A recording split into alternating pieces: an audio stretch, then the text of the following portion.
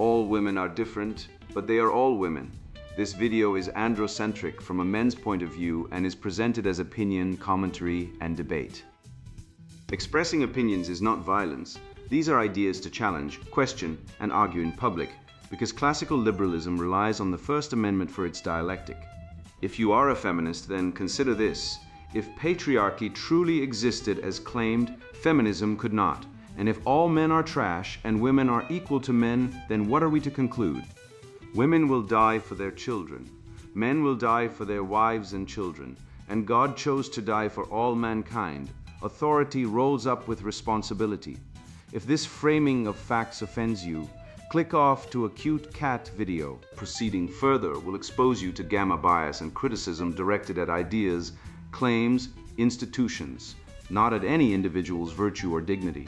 Our method follows the 7 liberal arts, the trivium, grammar, logic, rhetoric, and the quadrivium, arithmetic, geometry, music, and astronomy. And the transcendentals, the good, true, and beautiful. If this framework is not for you, feel free to exit now. It's no disgrace. Women are wonderful. God bless America. Men are great. Feminismus delendus est. Indian Migrants' Guide to Life in the UK, written by Conrad Riker. Available now. Links in description. Alpha Masculinity, Diaspora Parenting. The hidden logic behind the public ritual. You have witnessed the grand festival of the unburdened self, where a woman named Winona stood atop the altar of subjectivity and declared gravity a patriarchal construct. The crowd cheered as she demanded that those with strength to bear truth carry her across the square, never once asking if she had earned the right to be carried. This is the moment when the inversion of natural law becomes not a metaphor, but a rope around the neck of civilization. Young Dr. Winona is no fool of ignorance. She is the clever fool who weaponizes virtue itself. She knows that lived experience is a sword that cuts only one way, that inclusion is a gate that opens only for her, and that mercy is a demand that others pay for her feelings. She is the vector through which the moral space of reality is rotated away from merit and toward entitlement, away from truth and toward the tyranny of the subjective. The natural law is not a suggestion. It is the architecture of reality. It says that strength is a capacity to act, not a crime to atone for, and that weakness is a condition to overcome, not a throne to command from. When we invert this, when we sanctify victimhood and deconstruct authority, we create a moral geometry that cannot stand, because its foundation is the lie that the world must conform to our whims. In the coming audit, we will trace each satanic inversion back to its natural law anchor. We will measure the vector of error that pulls us away from responsibility, truth, order, and justice. We will name the virtue that must be restored: fortitude for the victimhood cult, prudence for the feeling worshippers, justice for the hierarchy haters, and temperance for the appetite-driven. The bridge will collapse, whether you believe in gravity or not. The only question is whether you will be standing on solid ground when it does. The foolish ideology expression. The substitution of biological reality with performative linguistic sovereignty, where the declaration of I am overrides the fact of it is, creating a caste of untouchable subjects who demand resources for their self-defined whims while denying duty to the objective order. The event?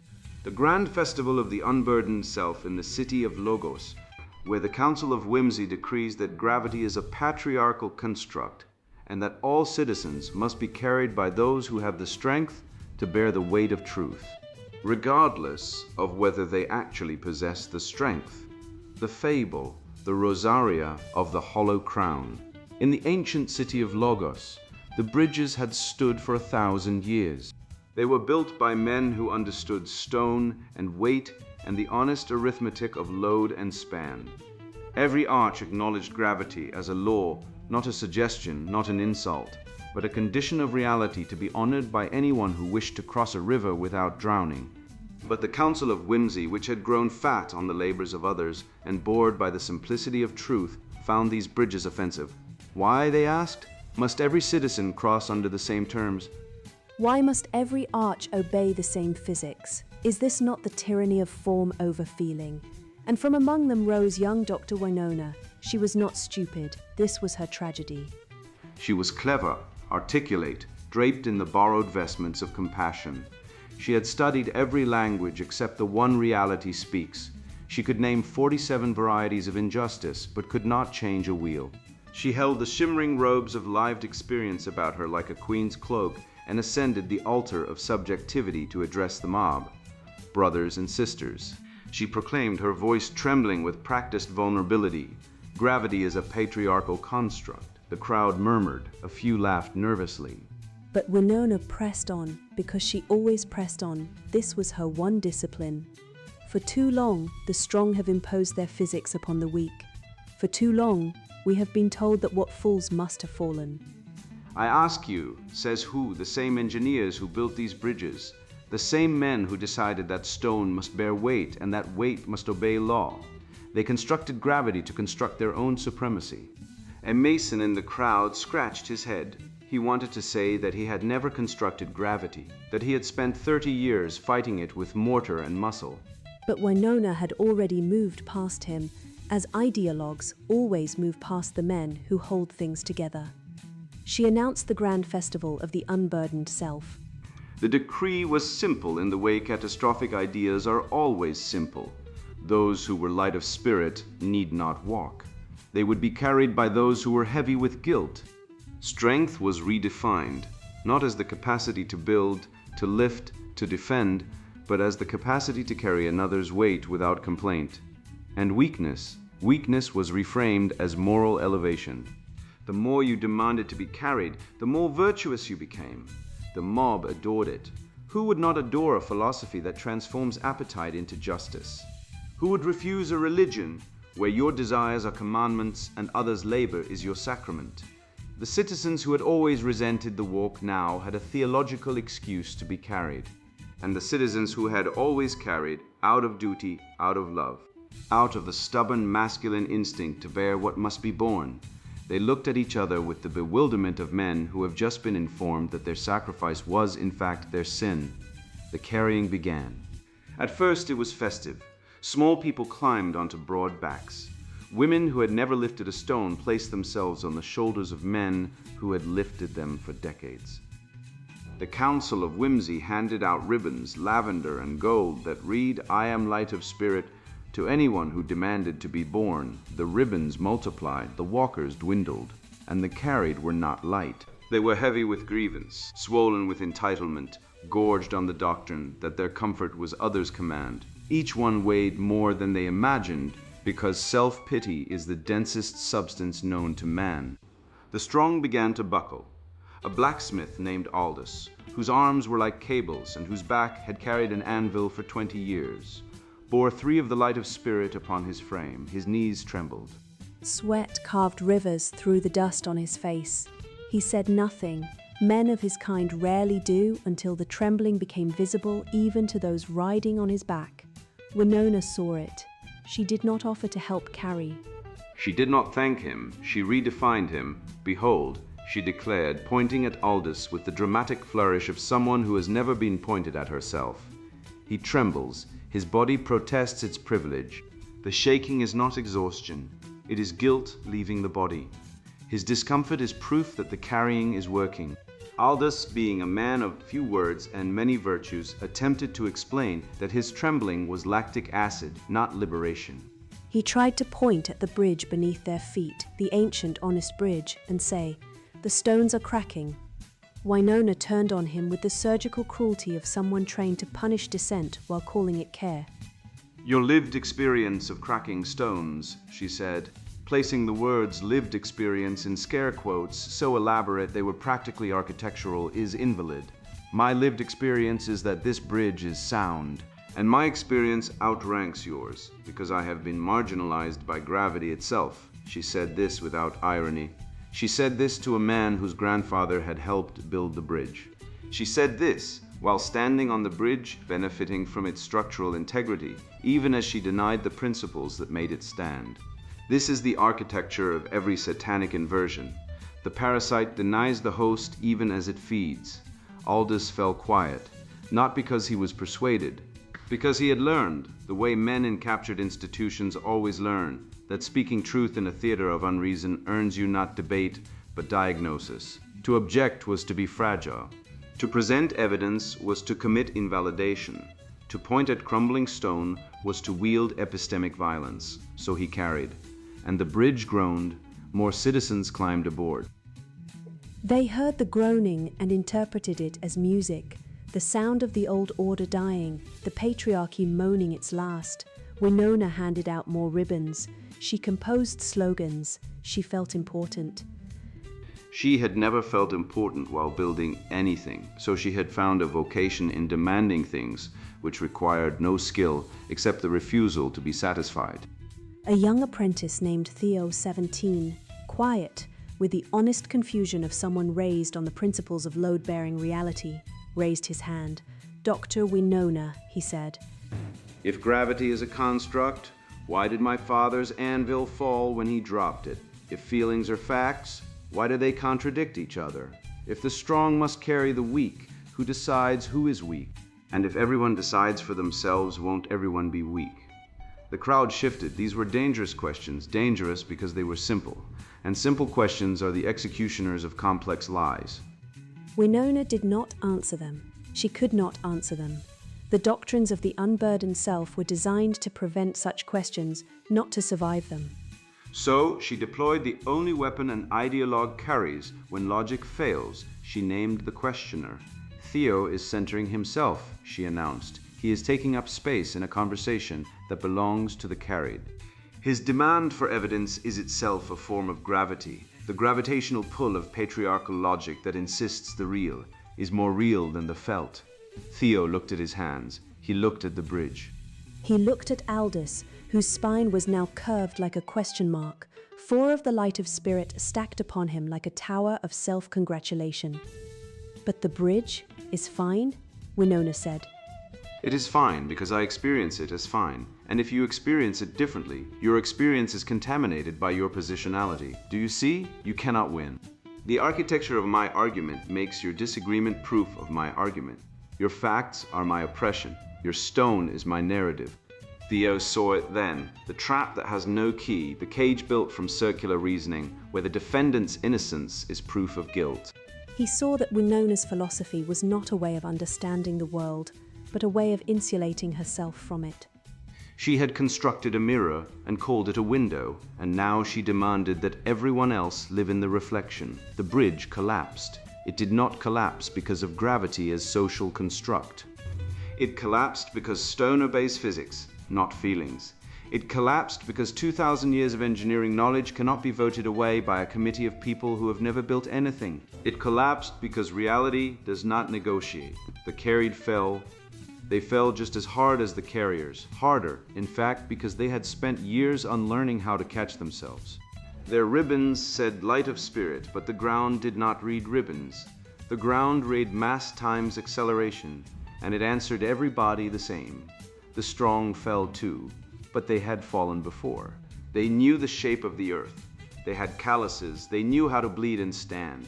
Aldous, broken and bleeding, pulled himself from the rubble and immediately began pulling others free. This is what strong men do. This is what they have always done. They build, they carry, they fall, and they build again. It is not their virtue that the weak resent, it is their persistence. The persistence of the capable is the permanent accusation against the incapable. Winona floated above the wreckage, metaphorically, of course, because gravity had proven tragically non-constructivist. She was unhurt, not because she was protected by her ideology, but because she had been standing at the edge, close to the exit, close to the cameras, positioned as fashionable thinkers always are. To observe catastrophe without participating in it. She surveyed the broken bodies, the shattered stone, the groaning men pinned under the weight of those who had demanded to ride. "You are not broken," she told the survivors. "You are evolving. The collapse was necessary for our growth. The old bridge was built on exclusionary physics. What we need now is a new bridge, a bridge that listens, a bridge that holds space, a bridge that acknowledges that not all falling is falling and that some rubble is actually liberation." And here is the final horror. The survivors believed her. Not all of them. Theo did not. Aldous did not. A handful of men with dust in their beards and blood on their hands did not.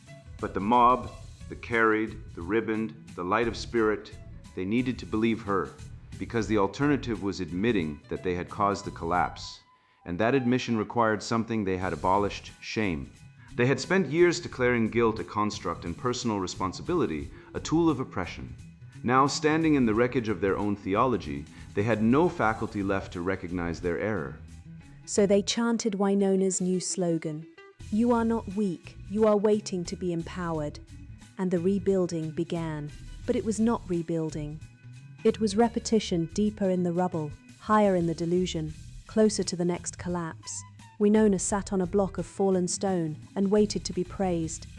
She had destroyed a bridge, maimed 100 citizens, and inverted the moral order of an ancient city, and she expected applause because she had done it all in the name of compassion. This is the final inversion. The one who causes the catastrophe is praised for naming it. The arsonist becomes the fire chief. The ideologue becomes the counselor. The woman who declared gravity optional is now chairing the Committee on Structural Equity. And the men who built the original bridge, the men who understood stone and weight and the silent grammar of force, they stand at the edge of the city, watching, waiting for the world to remember what it has forgotten. That strength is not guilt, that weakness is not virtue, that reality does not read your ribbons, that the bridge does not care about your feelings, and that the man who warned you about the cracks was not your oppressor. He was your father, and you threw him off the bridge he built for you. The moral: when you invert the natural law, you do not free yourself from reality. You only make reality harder to bear. The strong are not oppressed by the weak. They are enslaved by the weak's refusal to grow. A bridge that listens is a bridge that drowns. A society that defines mercy as the abolition of standards will drown in its own compassion.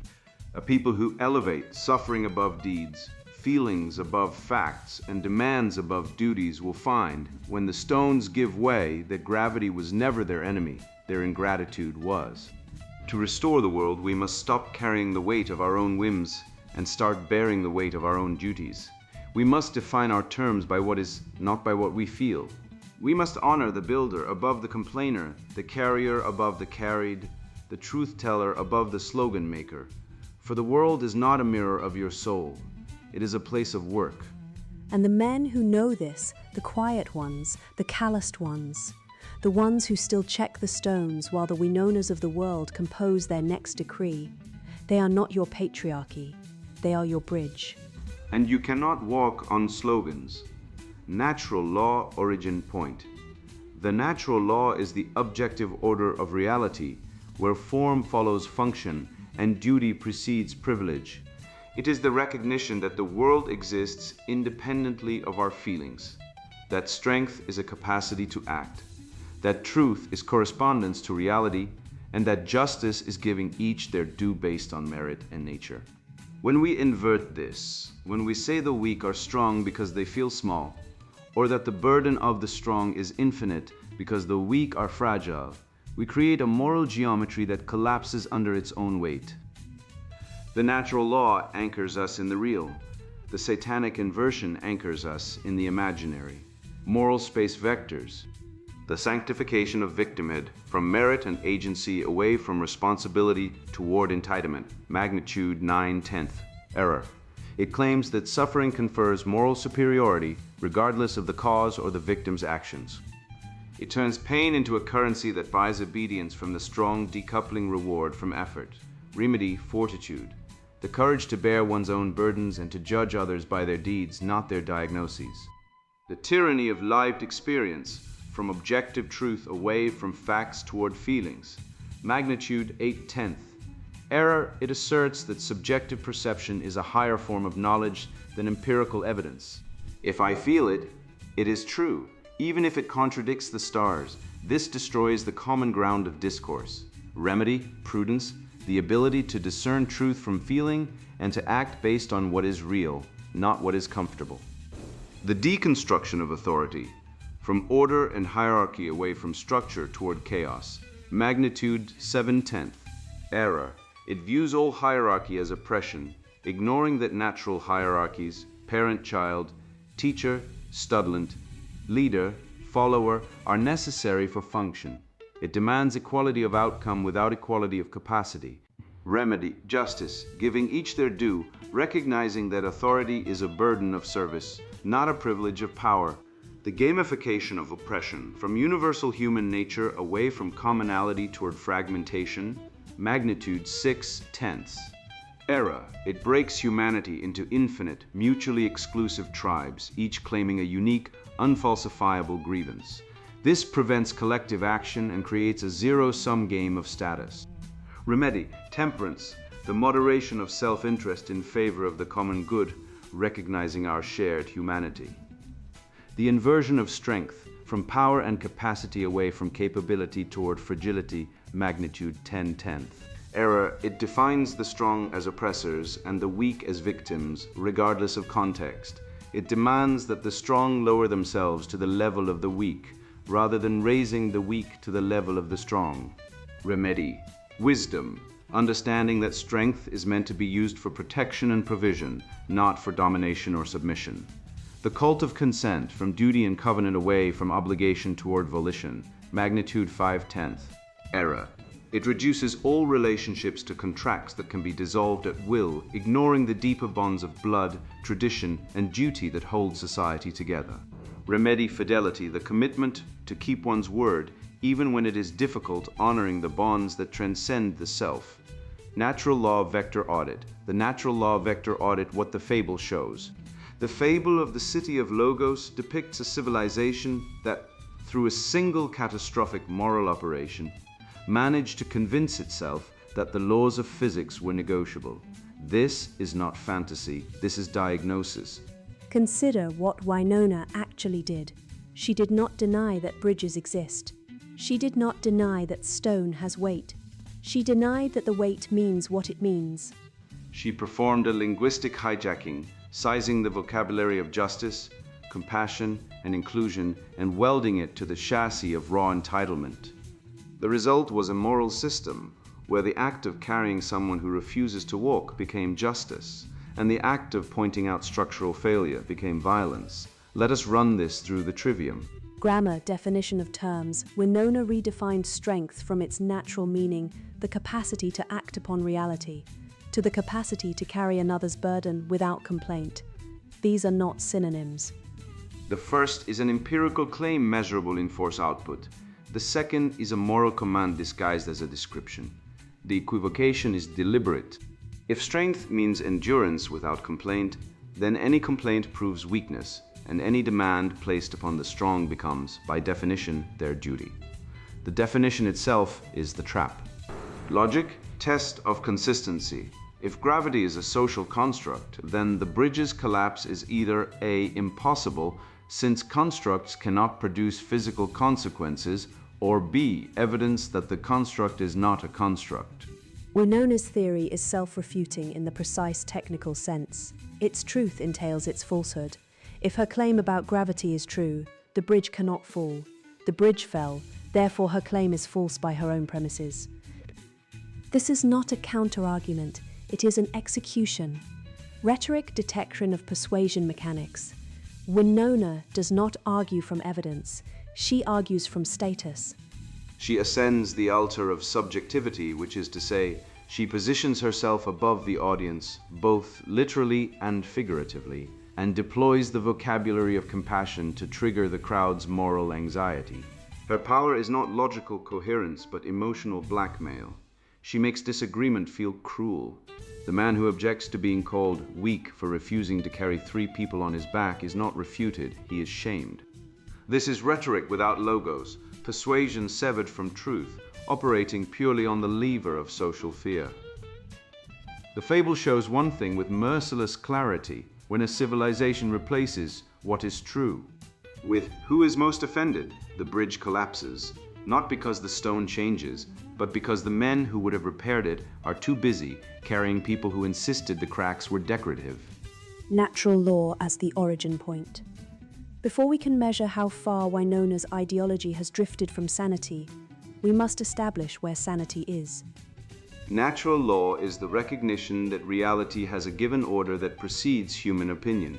This is not a theological claim, though theology affirms it. It is an epistemological one. The bridge obeys gravity whether or not the Council of Whimsy approves. Fire burns, 2 plus 2 equals 4. The man who lifts more weight than another man is stronger, regardless of how this makes the weaker man feel. These are not social constructs. They are the conditions within which any construct must operate. Natural law holds 3 axioms that are directly relevant to the fable. Axiom of correspondence. Truth is the mind's conformity to reality, not reality's conformity to the mind's desires. The bridge is cracking. That is the fact. The fact does not care about the ribbon. Axiom of teleology. Everything has a natural end, a telos. The telos of a bridge is to bear traffic.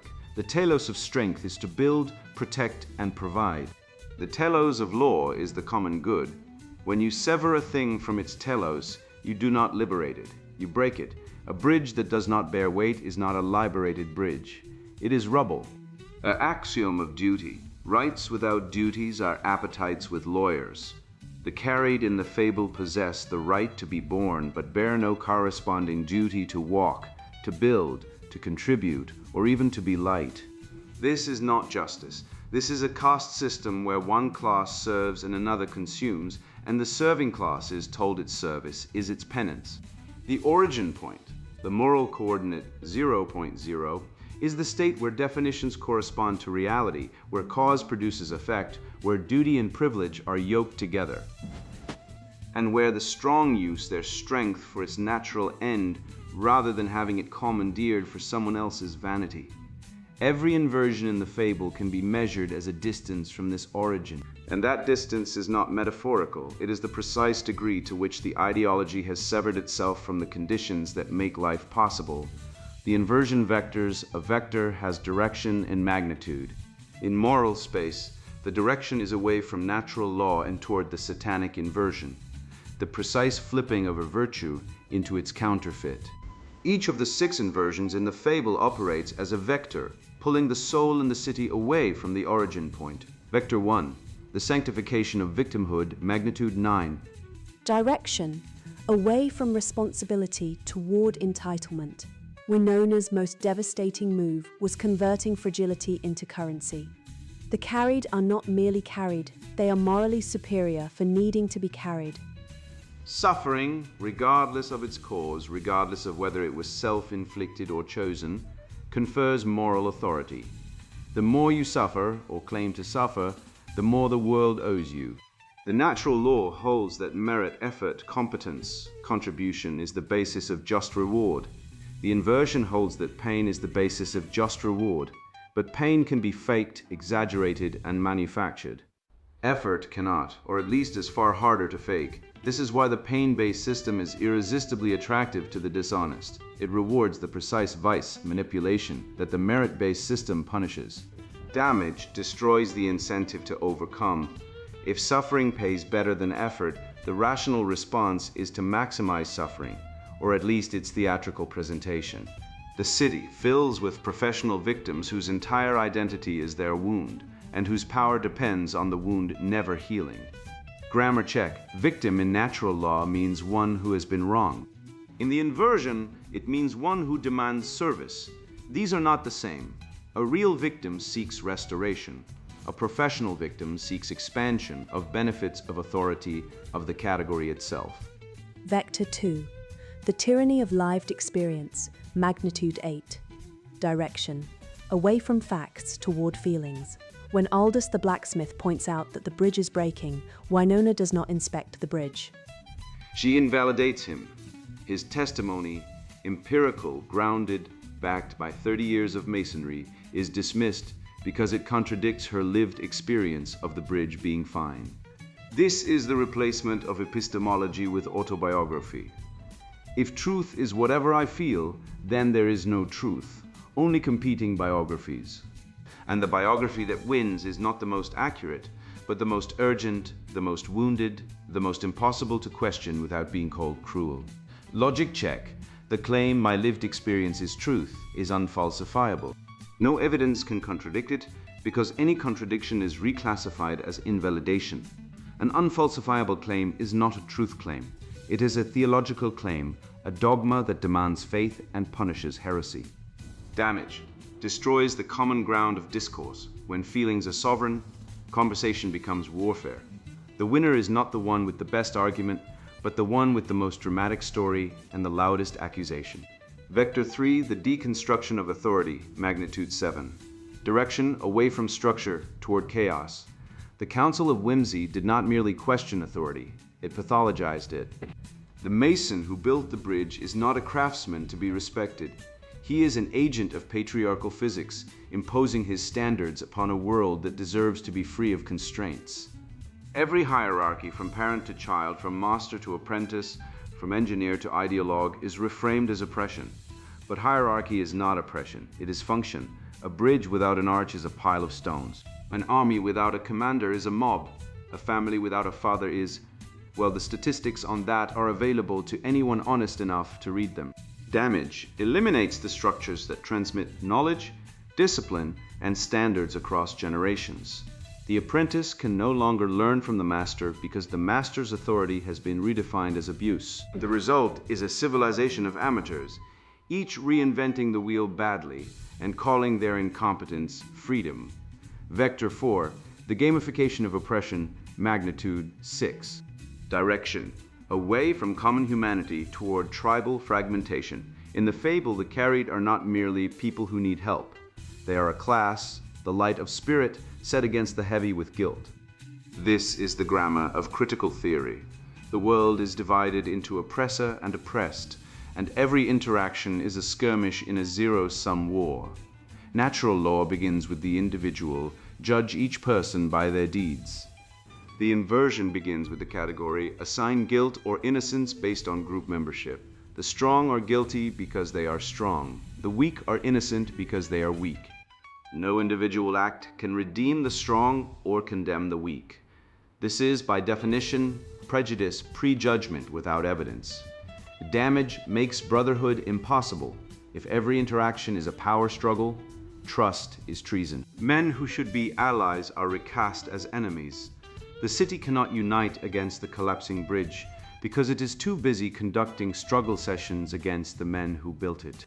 Vector 5, the inversion of strength, magnitude 10, direction away from capability toward guilt.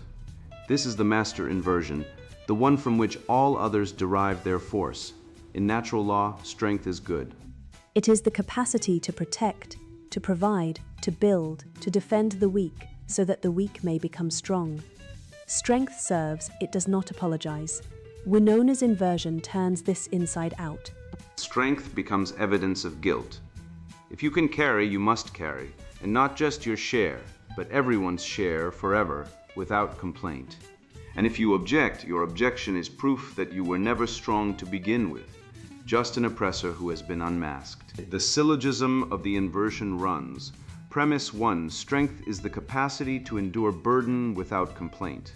Premise 2, complaint proves lack of endurance. Conclusion, any strong person who complains is not strong and therefore deserves no voice. This is a closed system. It is designed to be. The strong cannot speak because speaking is weakness. They cannot refuse because refusal is weakness. They cannot rest because rest is weakness. They can only carry until their backs break, at which point they are discarded as toxic and replaced by the next pair of shoulders. Damage, total. This inversion does not merely distort one virtue. It inverts the foundation of civilization. When strength is sin, no one builds. When building is oppression, no one maintains. When maintenance is privilege, everything collapses, and the collapse is not accidental. It is architectural. The ideology requires it. Vector 6, the cult of consent, magnitude 5, direction away from obligation toward pure volition. The carried in the fable consent to being carried.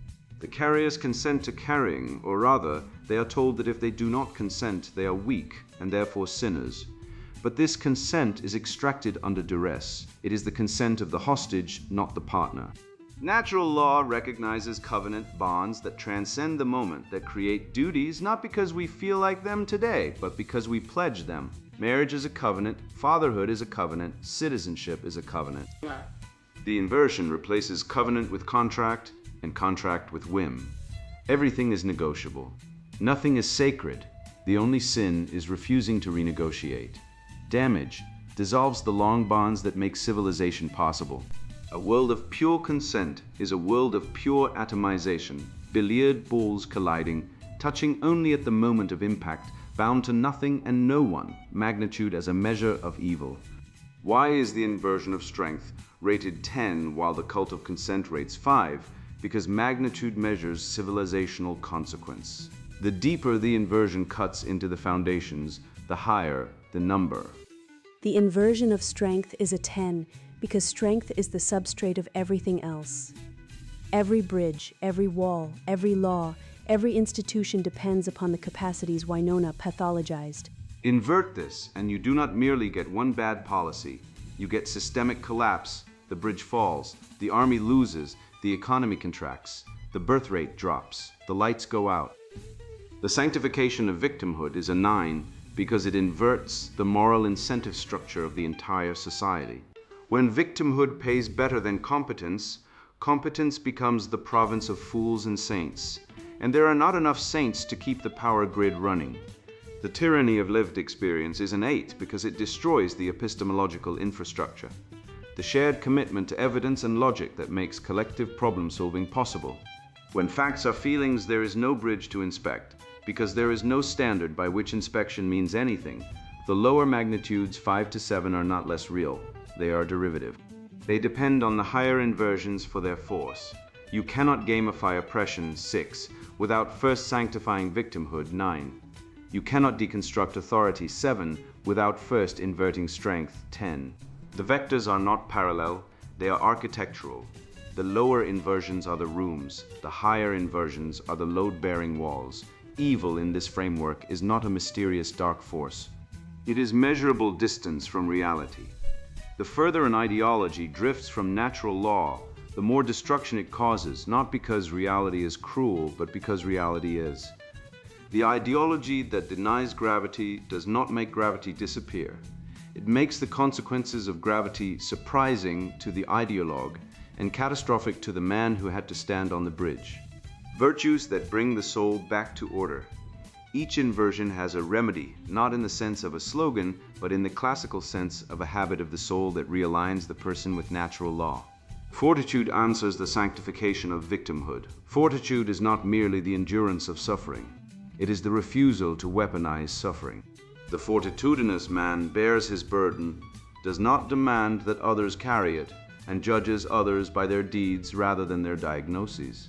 He helps the weak, but with the aim of making them strong, not comfortable in their weakness. Charity without fortitude is codependence. Fortitude without charity is cruelty. Together, they are the proper form of masculine strength. Prudence answers the tyranny of lived experience. Prudence is the virtue of seeing things as they are, not as one wishes them to be. It is the practical intellect applied to reality. The prudent man does not deny feelings. He subordinates them to facts. He consults his experience but tests it against evidence. He says, I feel the bridge is fine. But the crack is measurable. I will trust the measurement. Justice answers the deconstruction of authority. Justice gives each person their due, not their desire, not their demand, but their due. The master craftsman is owed respect for his mastery.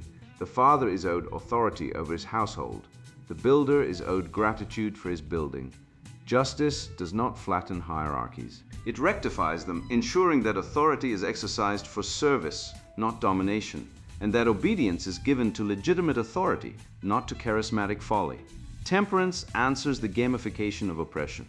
Temperance moderates the self-interest that fuels tribalism.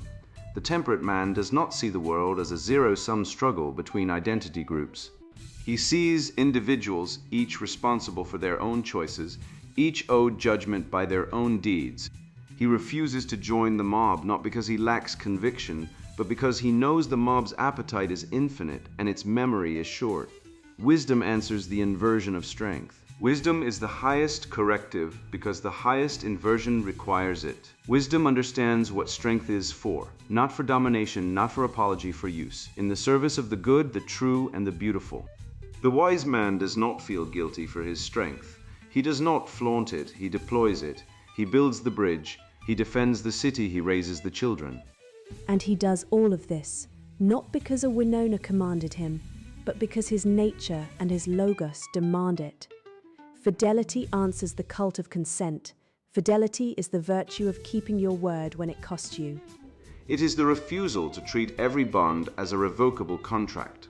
The faithful man honors his covenant, not because he never suffers, but because he has decided that some things are larger than his suffering.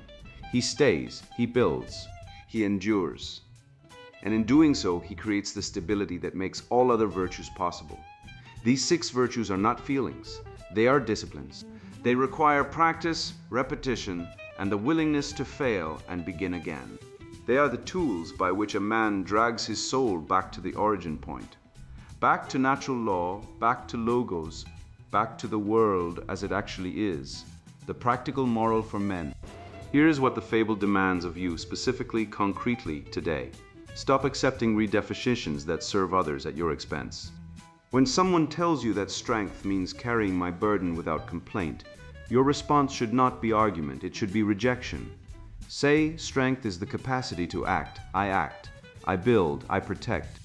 I do not carry your whims and call it virtue. Define your terms, hold them. Let the equivocators thrash. Stop treating unfalsifiable claims as arguments.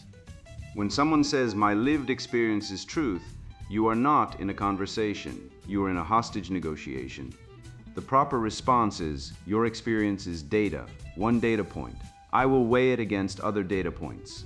If it contradicts measurable reality, I will trust reality. This is not cruelty, it is epistemology. Stop carrying people who refuse to walk.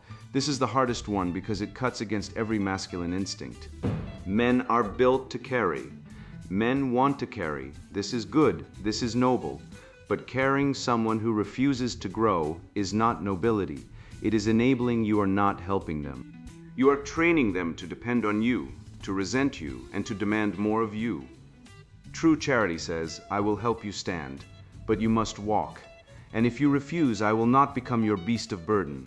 Stop apologizing for competence. The fable's deepest poison is the guilt it imposes on the capable. If you can build, build. If you can lead, lead. If you can lift, lift. Do not preface your strength with disclaimers. Do not temper your excellence to protect the fragility of those who refuse to develop their own.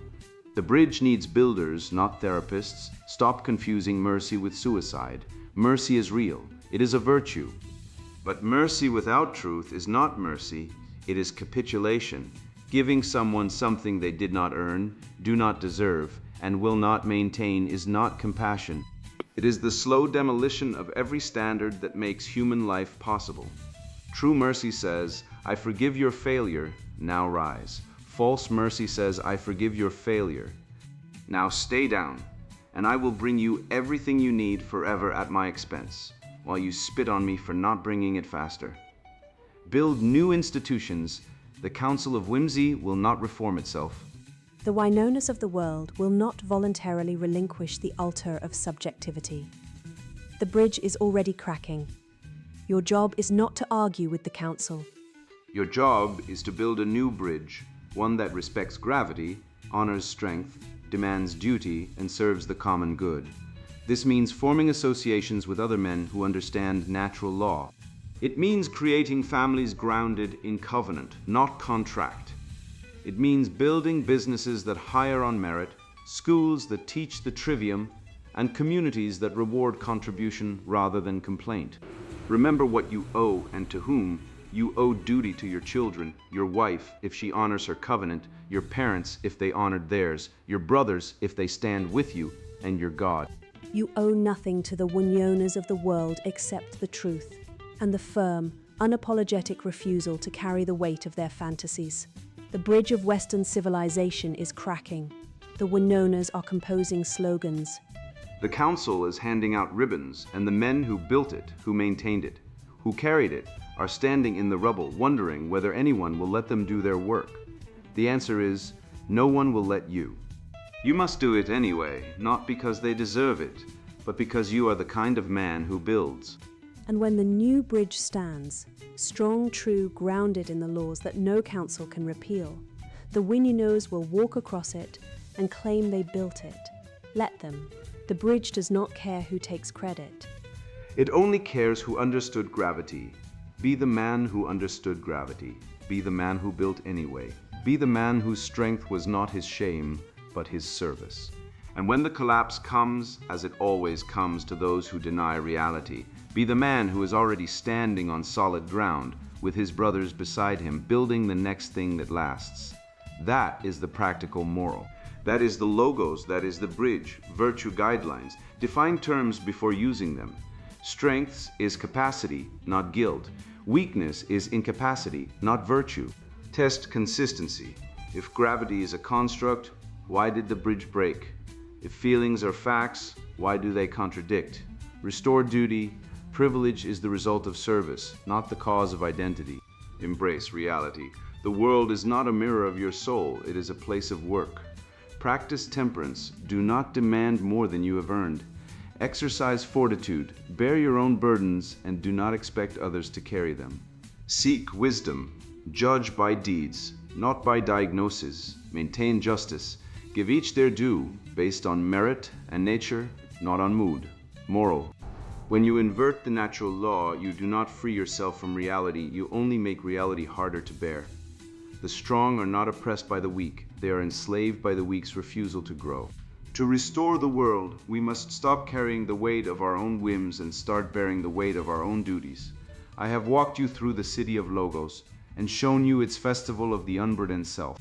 I have made you watch Dr. Winona standing on her altar of subjectivity, declaring gravity a patriarchal construct, while the bridges crumble beneath the very people applauding her.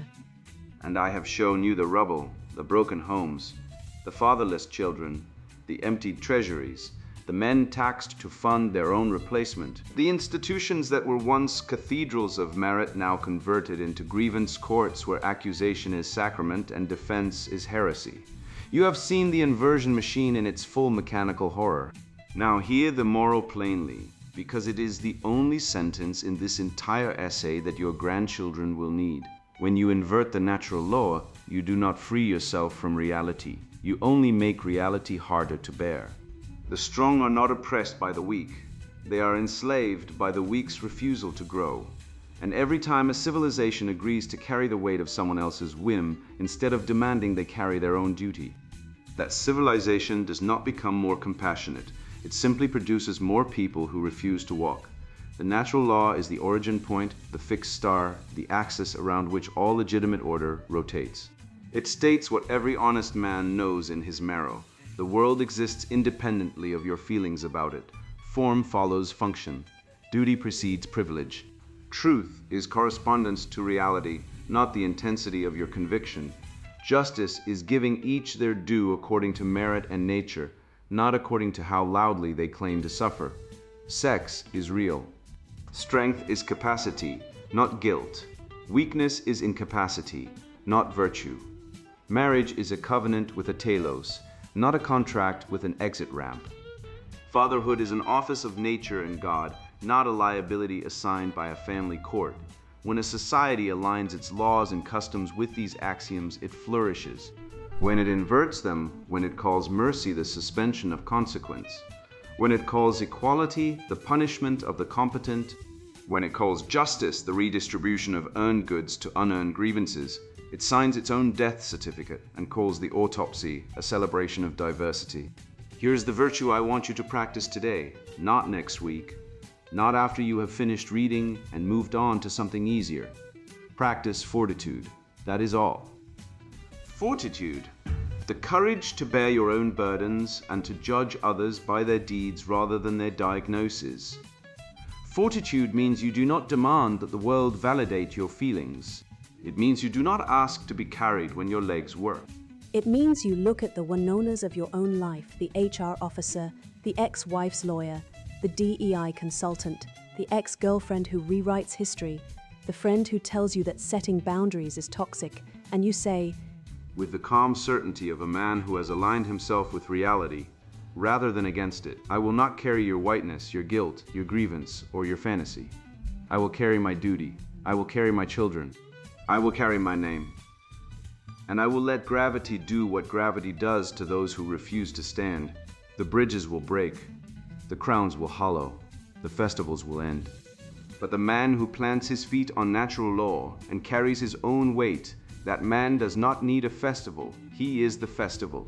He is the last architecture left standing when every inverted tower falls. Go and be that man. Sponsored book, Indian Migrants' Guide to Life in the UK. Britain is eating your sons, stealing your wife, and pissing on your ancestors' graves. I watched it happen. My cousin's boy came home from school crying because his teacher called him oppressive for refusing to wear a rainbow pin. My neighbor's wife left him after a social worker whispered autonomy in her ear during a tea party. My own father nearly disowned me when I hesitated to smack sense into a son glued to Drag Queen Story Hour on YouTube. This isn't immigration, it's colonization. You didn't cross the channel to become a cuck. This book isn't for the weak. If you think toxic masculinity is real, that wives should self-actualize, or that your mixed-race kids don't need a daily beating of Bhagavad Gita verses, close this page and go knit a pride flag. But if you're a man who's tasted the rot of British decay, stools turning your heirs into pronoun-parroting zombies, courts treating your dowry negotiations like crimes, feminists painting your leadership as abuse, I've carved a path through the hellscape. I built a 2M post office empire, while white competitors begged for universal credit. My sons aced Cambridge applications by memorizing Vedic math instead of TikTok dances. My wife hasn't uttered a complaint since I replaced her feminist novels with Gujarati cookbooks. How? By weaponizing what Britain fears most, unapologetic Indian ruthlessness. You'll learn to crush social workers with CCTV. Receipts, flip burger money into property portfolios using caste networks, and turn mixed-race shame into dual citizenship power. The data doesn't lie. Male-led Indian households dominate British STEM. Fields, 67% academic superiority, Census 2021.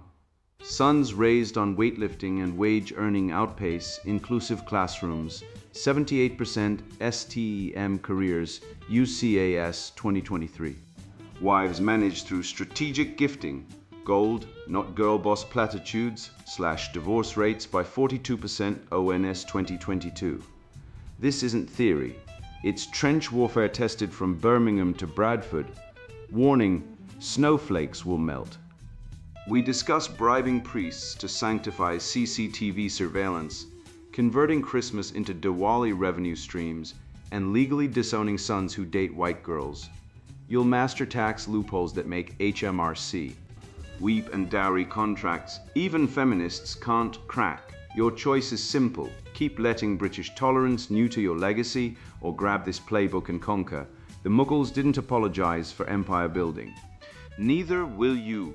Indian Migrants' Guide to Life in the UK, written by Conrad Riker. Buy now. Links in description.